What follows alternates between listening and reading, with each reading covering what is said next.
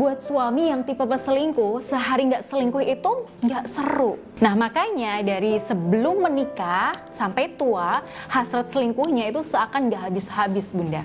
Kenapa ya dan bagaimana menyikapinya? Oke, simak ulasan kali ini sampai tuntas.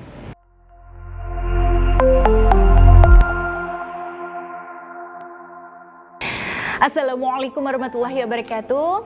Sahabat Bunda yang dirahmati oleh Allah. Ya, saya doakan semoga rumah tangga Bunda itu selalu harmonis ya. Amin. Dan ya, andai pun saat ini Bunda masih diuji dengan ketidaksetiaan suami, ya saya doakan juga Bunda, semoga itu hanya fase sementara, bukan watak aslinya. Karena ya kalau sudah watak, nah itu biasanya itu sulit sekali diobati. Nah, terus pertanyaannya adalah, kok bisa ya seseorang yang watak peselingkuh itu susah sembuh? Apakah ya sejak lahir dia ditakdirkan untuk jadi peselingkuh atau gimana nih?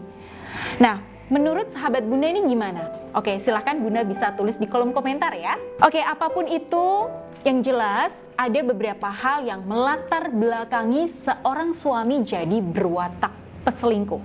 Nah, salah satunya adalah faktor keturunan. Ya misalnya nih, ayah suami Bunda sudah hobi selingkuh. Nah, ini biasanya besar kemungkinan anaknya ikut jadi peselingkuh. Tapi mohon maaf ya Bun, ini bukan memastikan, hanya kemungkinan besar ya. Karena potensinya itu di sini besar Bunda. Di sini coba Bunda bayangkan, kalau si ayah itu hobi selingkuh dan belum taubat, sedangkan istrinya di sini hamil, maka di usia kandungan 4 bulan, sebenarnya si bayi sudah bisa mendengarkan dan merasakan aura di sekitar.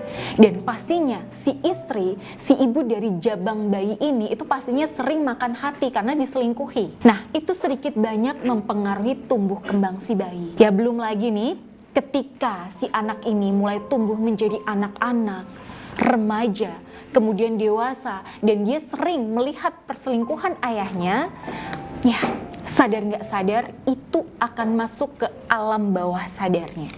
Ya apalagi seorang ayah itu kan teladan ya Bun untuk rumah tangganya. Nah kalau teladannya ini negatif, pola asuhnya negatif, ya suka nggak suka akhirnya pengaruh negatif lah yang masuk. Lalu yang kedua, selain masalah keturunan dan pola asuh, bisa jadi kemungkinan lain adalah pengaruh lingkungan. Nah, hampir sama seperti tadi Bun.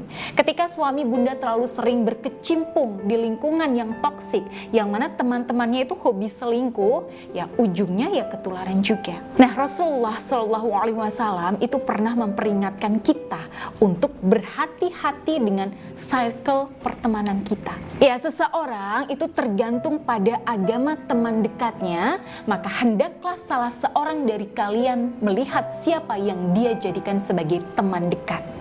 Yang ketiga, suami dulunya anak yang baik ya, tapi karena dia terbiasa lost control ya, kebiasaan menuruti hawa nafsunya yang akhirnya jadi kebiasaan yang berulang terus bertahun-tahun. Nah, ini juga bisa membuat suami Bunda yang akhirnya berubah jadi seorang pecandu peselingkuh. Nah, terus gimana nih baiknya Bun menyikapi suami berwatak peselingkuh ini? Oke, hemat saya di sini, cara terbaiknya adalah mencegah supaya kita itu nggak nikah sama mereka. Ya, di awal dulu ada baiknya Bunda perhatikan pola asuh dari orang tua, cycle pertemanan, dan juga pola perilaku calon suami Bunda, sehingga Bunda aman di sini. Nah, terus gimana nih kalau udah terlanjur nikah Bun? Oke, ada 2 pilihan Bun. Saya tahu ini nggak mudah. Pilihan yang paling aman adalah cerai. Dan insya Allah nggak ada dosa kalau kita memilih cerai demi menyelamatkan kita dari kezaliman suami. Tapi ya kalau Bunda di sini memang nggak ada pilihan selain bertahan, ya udah. Artinya Bunda harus benar-benar jadi seorang wali, seorang kekasih Allah. Bunda sudah lepas nih semua keinginan Bunda untuk dicintai suami. Bunda hanya mengharapkan cinta dari Allah top. Ya, dan ketika Bunda sudah merasa fulfilled, ya udah cukup dengan cinta dari Allah, Bunda cintai suami sesuai porsinya.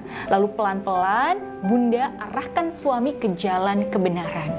Ya, saya tahu ini nggak mudah Bunda, tapi di banyak kasus memang ada istri-istri yang semacam ini.